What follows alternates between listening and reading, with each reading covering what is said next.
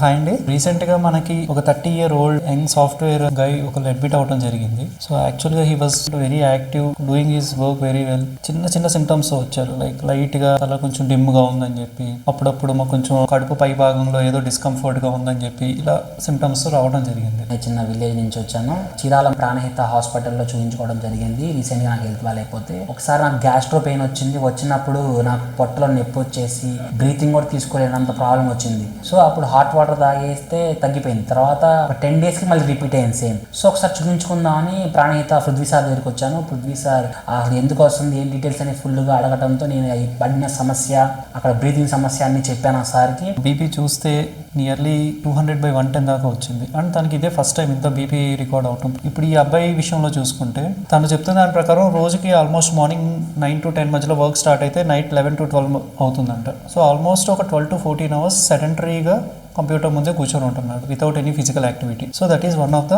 Important risk factor. So sir అసలు ఎందుకు వస్తున్నాయి ఫైండ్ అవుట్ చేసి హై బీపీ వచ్చేసింది. ఇమీడియట్లీగా నేను అడ్మిట్ అవ్వాలి. ఆయన పేషెంట్స్ ని ఎంత కేర్ గా తీసుకుంటారనేది మనకు అక్కడే తెలిసింది. నువ్వు ఇమీడియట్లీ అడ్మిట్ అవ్వాలి. ఇక్కడ నార్మల్ ఇష్యూ కాదు. 1 day or 2 days లో ఇక్కడ అడ్మిట్ అయ్యాను. ఐసీయూలో జాయిన్ అయ్యాను. జాయిన్ అయ్యాక 1 day లో దాన్ని నార్మల్ గా ఒకేసారి డౌన్ చేయకుండా, ఒకేసారి డౌన్ చేస్తే ఆర్గానిక్స్ అనేవి దెబ్బతింటాయి. సో డాక్టర్ గారు దాన్ని స్మూత్ గా హ్యాండిల్ చేసి దాన్ని స్లోగా డౌన్ చేసి రోజు ఒక టాబ్లెట్ లాంటిది ఇచ్చారు. ఇప్పుడు నేను చక్కగా స్మూత్ గానే వెళ్తుందంతా.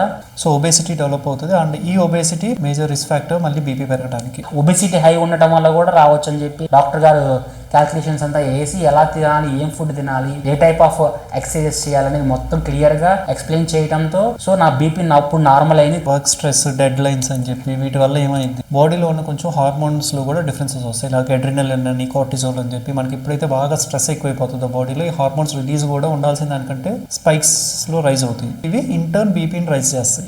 లేట్ నైట్ ఫుడ్ తీసుకోవటం, సో దీనివల్ల స్లీప్ డిస్టర్బెన్సెస్ రావడం, స్ట్రెస్, ఇవన్నీ ఇంటర్న్ సైకిల్ ఆఫ్ ఈవెంట్స్ లాగా జరిగి స్లీప్ డిస్టర్బెన్స్ కూడా దారి తీస్తున్నాయి. And unhealthy diet.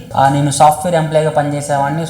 Honourable stress, నిద్ర లేకపోవడం వల్ల అనేది దానివల్ల నేను కొంచెం సమస్య గురయ్యాను. ఇలాగా సార్ వల్ల కొంచెం నేను హెల్త్ కేర్ తీసుకోవడం మొదలు పెట్టాను. సార్ డైట్ ప్లాన్స్ ఇచ్చారు, అవన్నీ ఫాలో అవుతున్నాను. So first thing, at least daily 30 to 40 minutes walking compulsory పెట్టుకోండి. సో ఈ ఫుడ్ విషయంలో జాగ్రత్తగా ఉంటాం. స్ట్రెస్, స్లీపింగ్ హ్యాబిట్స్ ఇవన్నీ జాగ్రత్తగా చూసుకోవడం ద్వారా మన చేతిలో ఉన్న విషయాన్ని కంట్రోల్ చేసుకొని ఈ సినారియో క్రియేట్ అవ్వకుండా చూసుకోవచ్చు. ఇక్కడ ట్రీట్మెంట్ అనేది మనకి క్లియర్ గా విజిబుల్ గా ఉంది. ముందు మనకి లోపలికి తీసుకెళ్ళడం, బయటకి తీసుకురావడం. కొన్ని హాస్పిటల్స్ మనం లోపలికి కూడా రానివ్వరు.